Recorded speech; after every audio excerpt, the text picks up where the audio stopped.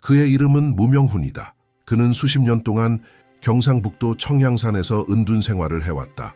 한 번도 대중 앞에 나선 적이 없고 명예나 인정을 추구한 적도 없다. 그러나 이제 그는 침묵을 깨기로 결심했다. 제자들을 모아 더 이상 침묵할 수 없다고 말했다.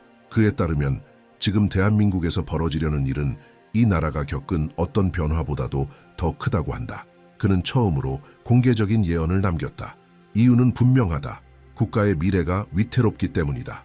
무명훈은 평범한 인물이 아니다. 그는 수년 동안 석불스님과 긴밀히 교류해왔다. 석불스님은 역대 대통령 당선, 코로나19 팬데믹 발생, 도쿄올림픽 연기 등 역사적인 사건들을 예견했던 인물이다. 그 예언들은 모두 현실이 되었다. 이제 그들의 우려는 국가 전체의 구조와 관련된 훨씬 더 큰 문제로 향하고 있다. 그날 제자들 앞에서 무명훈은 눈물을 흘렸다. 그는 지금까지는 개별적인 사건들에 대한 신호만 있었지만 이제는 온 나라를 뒤흔들 사건이 다가오고 있다고 말했다. 그는 밤잠을 이루지 못하고 있으며 정치적, 사회적, 경제적, 영적 전 영역에서 대한민국을 뒤흔들 변화가 다가오고 있음을 뚜렷하게 느끼고 있다고 밝혔다. 무명훈만 그런 것이 아니다. 전국 곳곳에 수십 명의 종교 지도자들이 유사한 경험을 보고하기 시작했다. 지리산의 한 스님은 천년 전 예고된 빛이 마침내 동쪽에서 떠오를 것이라고 말했다. 설악산의 다른 스님은 한반도의 새로운 에너지가 깨어남을 느끼고 100일 기도를 시작했다. 한 기독교 목사는 의로운 한국인의 등장을 환시로 받았다고 밝혔다. 한 불교 선사는 새로운 시대가 열리고 있다고 말했으며 무당들조차 북쪽에서 거대한 용이 깨어났다고 전했다. 징조는 곳곳에서 나타나고 있으며 모두 같은 방향을 가리키고 있다. 무언가가 한국에서 움직이기 시작했다. 무명훈은 2025년이 새로운 시대의 시작이 될 것이라고 말했다. 기존의 모든 정치 예측은 무너질 것이며 예상치 못한 인물이 새로운 흐름을 이끌 것이라고 한다. 그 인물은 60세에서 75세 사이의 남성으로 기존 정치권 출신이 아니다. 평생을 조용히 살아왔고 체제에 실망한 뒤 자신만의 길을 걸어왔다. 아마도 교사였을 수도, 의사였을 수도 있지만 항상 사람들을 도우며 살아온 인물이다. 그는 희귀한 능력을 지녔다. 바로 타인의 마음속에서 일어나는 일을 꿰뚫어보는 능력이다. 그래서 그는 오운 연설이나 공허한 약속 없이도 국민의 마음을 사로잡게 될 것이다. 정당의 논리에 따르지 않으며 민중의 영혼을 울리는 인물이다. 그는 3번의 큰 시련을 겪었다. 한 번은 젊은 시절에, 또 한 번은 성인기에, 마지막은 최근에 있었다. 그때마다 포기하고 싶었지만 끝내 무너지지 않았다. 그 끈기가 그의 내면을 단련시켰다. 그는 변화를 말하지 않는다. 그는 곧 변화 그 자체이다. 예언에 따르면 이 새로운 길을 따르게 되면 한국은 천년의 평화와 번영의 시대로 들어설 것이라고 한다. 하지만 잘못된 선택을 하게 된다면 3년간의 암흑이 이 나라를 뒤덮을 것이다. 그 결과에서 도망칠 수는 없다. 무명훈은 이것이 단 한 번뿐인 기회일 수도 있다고 했다. 어쩌면 천년에 한 번 찾아오는 기회일 수도 있다고. 그리고 어떤 미래를 살 것인지는 국민의 선택에 달려 있다고 전했다. 그는 사람들이 기존의 정상이라 여겼던 모든 것에 등을 돌리게 될 것이라고 경고했다. 그에 따르면 분열은 정치에만 국한되지 않고 사람들의 영혼 깊은 곳에서부터 일어나고 있다. 그리고 이미 그 징조가 나타나고 있다. 오래된 동지가 적이 되었고 가족이 갈라지며 교회와 사찰은 겉으론 붐비지만 내면은 상처투성이다. 그는 분명히 밝혔다. 이 분열은 끝이 아니라 변화의 시작이며 사회의 균열은 새로운 탄생을 위한 틈이 될 것이라고 했다. 마지막 기록에서 무명훈은 단호하게 말했다. 2025년은 단절의 시점이 될 것이라고. 그리고 강한 어조로 말했다. 이건 단순한 정권 교체가 아니다. 새로운 시대의 시작이다. 그는 지금까지 계산된 모든 정치 시나리오가 무너질 것이라고 선언했다. 예상대로 되는 일은 하나도 없을 것이며 그 징조는 이미 나타나기 시작했다고 했다. 새롭고 단순한 인물들이 사람들의 주목을 받기 시작했다. 정당도 없고 권력도 없지만 진심을 담은 메시지를 가진 이들이다. 그는 말했다. 이번 변화의 힘은 권력이 아닌 진실성에서 온다고. 무명훈은 한국의 마음이 변화할 것이라고 전했다. 그리고 그 변화는 이미 시작되었다. 성공만을 줬던 한국의 젊은이들이 이제는 삶의 의미를 찾고 있다. 명상, 삶의 목적, 영성과 같은 주제들이 대학가에서 주목받고 있으며 많은 이들이 처음으로 사찰에 들어가거나 이유도 모른 채 촛불을 켜고 있다. 그는 명확히 말했다. 새로운 세대가 이번 전환의 중심이 될 것이다. 그들은 따르지 않고 창조한다. 그들은 복종하지 않고 질문한다. 그래서 그들이 주인공이 되는 것이다. 동시에 도전은 더욱 거세지고 있다. 생계비는 폭등했고 소상공인들은 매일같이 문을 닫고 있다. 정신 건강은 악화되고 결혼은 파탄나며 청년들은 의욕을 잃고 있다. 이런 와중에 한국은 국제적인 압박에 둘러싸여 있다. 북과의 긴장은 여전하고 중국과 미국은 영향력을 두고 다투고 있다. 국민들은 자신이 이해할 수 없는 거대한 흐름 속에 있다고 느끼고 있다. 무명훈이 바로 이 점을 예견했던 것이다. 무명훈은 한국이 눈에 보이지 않는 위기를 겪게 될 것이라고 분명히 말했다. 그것은 전쟁의 위기가 아니라 영혼의 위기였다. 모든 시스템이 작동하고 있음에도 불구하고 국민들은 길을 잃은 듯 느낄 것이라고 했다. 겉보기엔 모든 것이 멀쩡해 보이지만 내면의 공허함은 견딜 수 없는 것이 될 것이라고 했다. 그리고 지금 그것이 현실이 되고 있다. 사람들은 단지 생존을 위해 살아가는 삶에 지쳤다. 말뿐인 연설에 지쳤고 자신을 대변하지 않는 삶의 모델에 지쳤다. 그리고 그는 더 깊은 진실을 밝혔다. 이 소진의 시기가 반드시 필요했다고 했다. 한국이 고통의 바닥을 쳐야만 새로운 지도자가 등장할 수 있다고 말했다. 60세에서 75세 사이의 남성. 그는 약속이 아닌 상처를 가지고 올 것이다. 이미 고통을 겪었고 쓰러졌고 거절당했던 사람. 시스템의 부패를 가까이에서 목격했고 다른 길을 선택했던 사람. 무명훈은 이 인물을 들을 줄 아는 자라고 묘사했다. 조용히 돕는 사람, 한 번도 앞에 나서려 하지 않았던 사람, 직책도 명예도 거절했던 사람. 그는 이 인물이 3번의 큰 시련을 겪었다고 했다. 젊은 시절, 성인기, 그리고 장년기, 그리고 그 시련들이 그를 강하게 만들었다. 자존심 때문이 아니라 살아남기 위해서였다. 그는 지도자가 되기를 원하지 않는다. 그렇기 때문에 그만이 지도자가 될 수 있다라고 스승은 단언했다. 예언은 또 하나의 장면을 말한다. 판문점에서의 만남, 세계에서 가장 경계가 삼엄한 그곳에서 아무도 예상하지 못한 전환이 시작될 것이라고 했다. 그는 말했다. 그 사람이 북쪽 지도자와 눈을 마주치는 순간 모든 것이 변할 것이다. 그것은 군사 전략이 아니다. 세상이 이해하지 못하는 힘 때문이다. 바로 자비의 힘이다. 예언의 또 다른 핵심은 서울과 평양을 잇는 철도다. 그는 이 프로젝트가 이미 수면 아래에서 준비되고 있다고 말했다. 그 공사는 누구보다도 빠르게 완공될 것이며 그 철도는 모든 것을 바꿀 것이다. 단순한 철길이 아니라 새로운 역사의 상징이 될 것이라고 했다. 첫 번째 열차가 출발할 때 탑승한 이들의 눈에는 눈물이 고일 것이라고 했다. 그날은 과거가 더 이상 족쇄가 아니라 다리가 되는 날이 될 것이다. 그는 새로운 경제에 대해서도 언급했다. 북쪽의 천연 자원과 남쪽의 기술이 결합될 것이라고 했다. 그리고 그 결과 한국은 세계 3대 경제 강국이 될 것이라고 예언했다. 일본을 넘어설 것이며 산업만이 아니라 영혼으로 존경받는 나라가 될 것이라고 했다. 그는 단언했다. 세상은 단지 만드는 이들을 존경하지 않는다. 세상은 영감을 주는 이들을 존경한다. 그러나 그는 이 변화가 결코 쉽지 않을 것이라고 경고했다. 저항이 있을 것이고 방해가 있을 것이며 두려움도 따를 것이라고 했다. 하지만 그럼에도 불구하고 이 변화는 반드시 올 것이다. 왜냐하면 이미 시작되었기 때문이다. 그리고 아무도 그것을 막을 수 없다고 했다.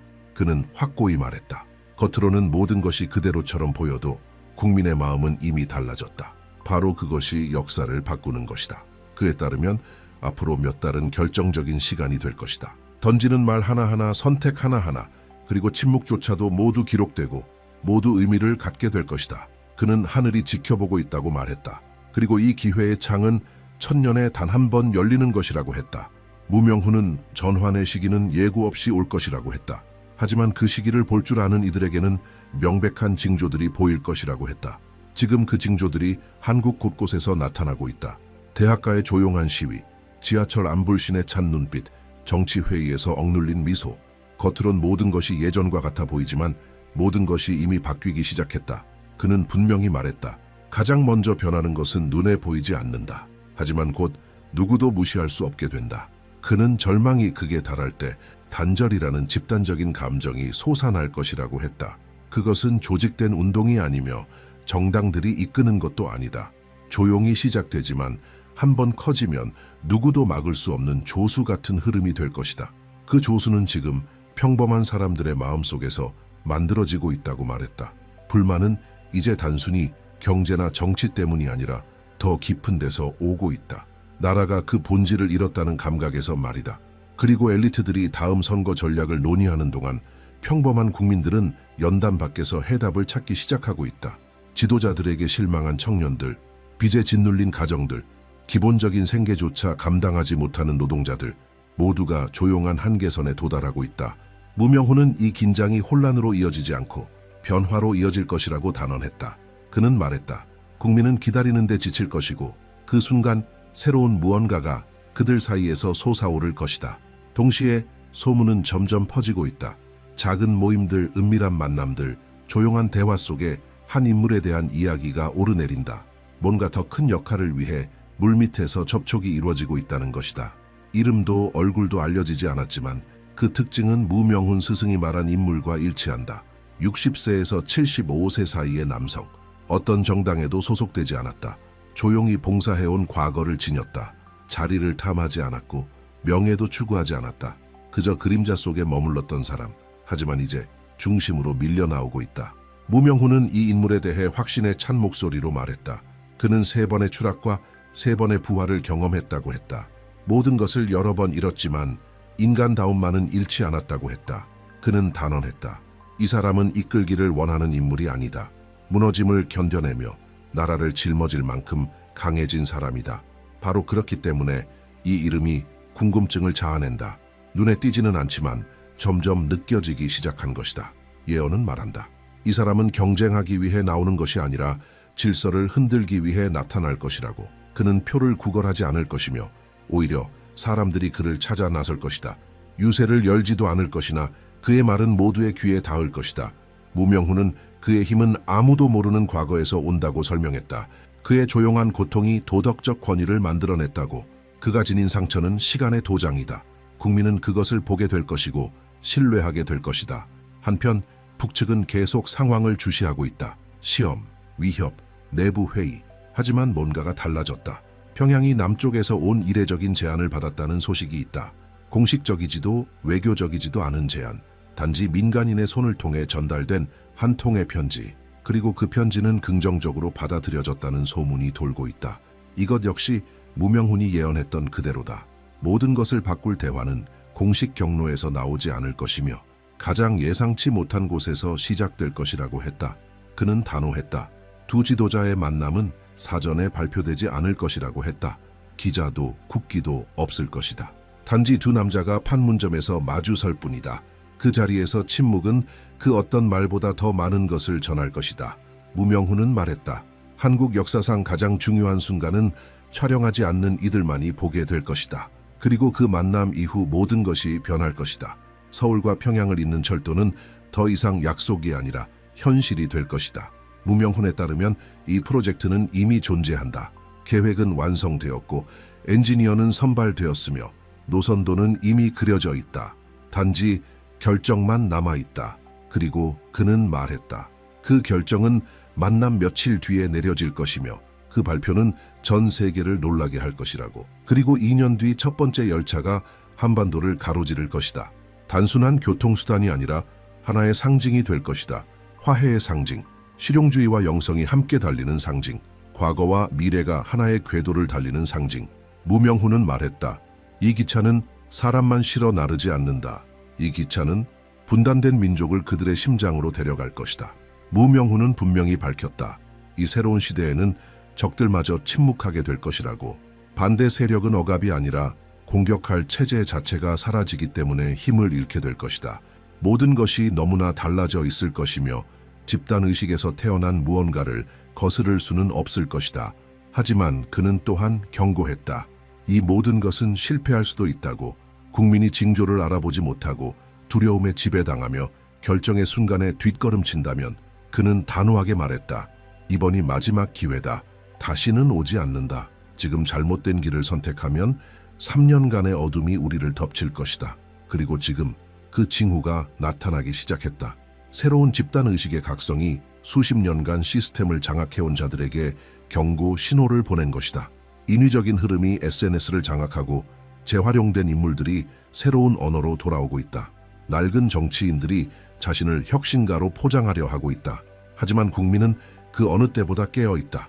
진짜와 조작된 것의 차이가 점점 더 분명해지고 있다. 무명훈은 말했다. 진정한 지도자는 스스로를 드러낼 필요가 없다고. 현실이 그를 중심으로 떠밀 것이기 때문이다. 그리고 지금 그것이 일어나고 있다. 조작과 선동의 소음 속에서도 간접적으로 반복해서 언급되는 이름이 있다. 옛 제자들, 환자들, 함께 일한 동료들이 들려주는 소박하지만 깊은 이야기들, 조용히 도왔던 사람, 자신의 선함을 결코 이용하지 않았던 사람에 대한 증언들, 바로 그 증언들 속에서 예언된 인물의 실루엣이 서서히 드러나기 시작하고 있다. 판문점, 동시에 국제 정세의 긴장이 고조되고 있다. 한국은 거인들 사이에서 딜레마에 직면해 있다. 미국과 중국 사이의 지정학적 압박은 수년 만에 최고조에 달했고, 일본은 전략적 동맹을 강화하고 있다. 북쪽은 군사적 움직임을 멈추지 않는다. 이 가운데 한국은 어느 편에 설 것인가를 강요받고 있다. 그러나 무명훈은 미리 경고했다. 새로운 시대는 굴종의 길을 따르지 않을 것이라고 그는 분명히 말했다. 빛이 될 나라는 타인의 그림자 속에서 살아갈 수 없다. 용기 있는 중립이 열쇠다. 그리하여 새로운 자세가 조용히, 그러나 단호하게 형성되기 시작했다. 한국은 강요를 거부하고 스스로 결정하기 시작했다. 서구식 논리를 벗어난 대화를 제안하고 평화를 지향하는 이들과 가까워지며 맹목적인 동조를 요구하는 이들과는 거리를 두기 시작했다. 예언에 따르면 이 결정은 초기에는 큰 대가를 치를 것이다. 3개월간의 외교적 고립, 투자 동결, 국제적 비난. 그러나 그는 단호하게 말했다. 주권의 대가는 높지만 진실의 가치는 영원하다. 국내에서도 상황은 더욱 복잡해지고 있다. 무명훈은 최종 전환 직전 큰 혼란이 찾아올 것이라고 했다. 언론은 양분되고 일부 기자들은 더 이상 조작에 가담할 수 없다며 자리를 떠난다. 새로운 대한 매체들이 부상하고 국민들은 눈에 보이는 모든 것에 의심을 품기 시작한다. 지금 바로 그 상황이 펼쳐지고 있다. 상충되는 정보, 공격적인 여론, 공인에 대한 비방, 모든 것이 불안정해 보이지만 그는 말했다. 혼란은 시스템이 무너지기 전에 마지막 숨결이다. 이 와중에 자발적인 연대의 물결이 나타나기 시작했다. 청년들은 빈곤 지역을 돕기 위해 조직되고 교사들은 정규 교육 과정을 넘어 자발적 학습 네트워크를 만든다. 스님과 목회자들이 함께 침묵 속 명상과 기도, 경청을 실천한다. 지도자도 구조도 없다. 하지만 분명히 움직임이 있다. 무명훈은 이것을 새로운 민족혼의 탄생이라 불렀다. 그리고 그때 전혀 예상치 못한 일이 벌어진다.